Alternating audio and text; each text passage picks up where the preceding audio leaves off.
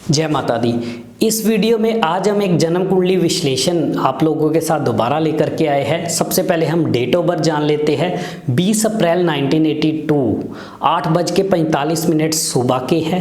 Place of birth इनका दिल्ली का है। इनकी जन्म कुंडली जो कि आप सब देख ही रहे हैं, वृषभ लगन की कुंडली है। राहु देव उच्च राशि के दूसरे घर में, मंगल शनि का मेल 5वें घर का, बृहस्पति छठे घर के अंदर, केतु भी उच्च राशि के 9वें घर में, चंद्र शुक्र का मेल कामकाज के घर यानी 10वें घर में, शनि के घर में, और सूर्य बुध का मेल 12वें घर का।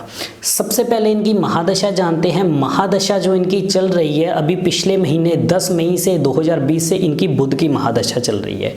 और इनका जो मेन क्वेश्चन है वो अपने बिजनेस के लिए, कामकाज के बारे में भी है कि इनका कामकाज आगे कैसा रहेगा। अभी तो परेशानियां इनको शुरू हो चुकी है।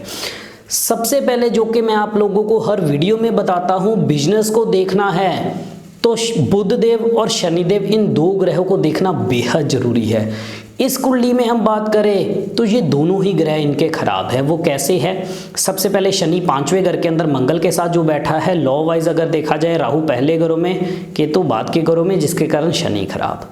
बुध देव 12वें घर के अंदर वैसे ही अच्छे नहीं माने जाते, और चंद्र और शुक्र के मिलने से वैसे ही बुध और केतु दोनों ही खराब हो जाते हैं। और 8वें घर का केतु चाहे उच्च राशि का लेकिन है खराब, और साथ ही 12वें घर का बुध, 8 और 12 का जो आपसी टकराव है इन दुश्मन ग्रहों का, केतु की टक्कर बुध को बहुत ज़्यादा अच्छी नहीं मानी जाती। ऐसे में दिमागी तनाव, टेंशन, डिप्रेशन जैसे हालात और काम धंधे के अंदर रुकावटें, अड़चने और काम धंधा खराब होना, ये सारे हालात देख करके चलता है।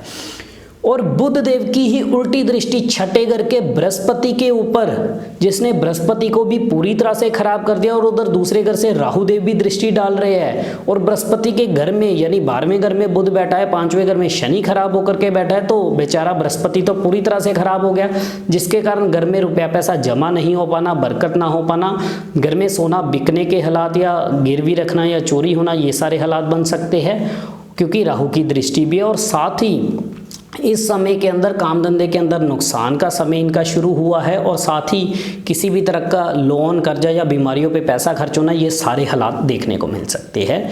इसलिए बुध देव जो 17 साल की ये महादशा चलेगी, इसको ठीक करना बेहद जरूरी है। नहीं तो डिप्रेशन, टेंशनें, काम धंधे के अंदर नुकसान, बिजनेस बंद करना, ये सारे नौबत आ सकती है। इनकी कुंडली में जो ठीक ग्रह है, अच्छा ग्रह है, वो फिर भी राहु देव इनका काफ़ी हद तक ठीक है, क्योंकि इनकी कुंडली के अंदर मंगल और शनि का मेल जो राहु को उच्च करता है, और उच्च ही राशि का धन भाव में बैठा हुआ है। हालांकि धन भाव का बैठा हुआ राहु ठीक अवस्था में उच्च राशि का हो, दिमाग तेज देगा, हर चीज़ को समझने सीखने की काबिलियत अच्छी देगा, लेकिन फिर भी केतु देव खराब है तो राहु देव उतना अच्छा फल नहीं देंगे। और जब तक ये बुध के इलाज नहीं करते, लाल किताब के अनुसार बुध खराब तो सब खराब, इसलिए बुध देव के इलाज जरूरी है, उधर बृहस्पति को अच्छा करना जरूरी है, शनि के इलाज जरूरी है, केतु अष्टम के इलाज जरूरी है, तभी जाकर के इनकी लाइफ के अंदर स्टेबिलिटी जो है वो बन पाएगी।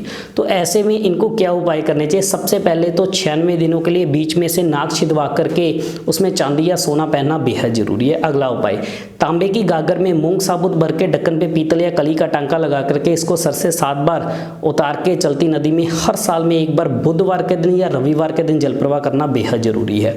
अगला उपाय, 8 दिन लगातार एक काला सफेद कंबल लेके माथे पे लगा के मंदिर में देना बेहद जरूरी है। और साथ ही हर 2-3 महीने बाद 10 संतों को खाना खिलाना बेहद जरूरी है।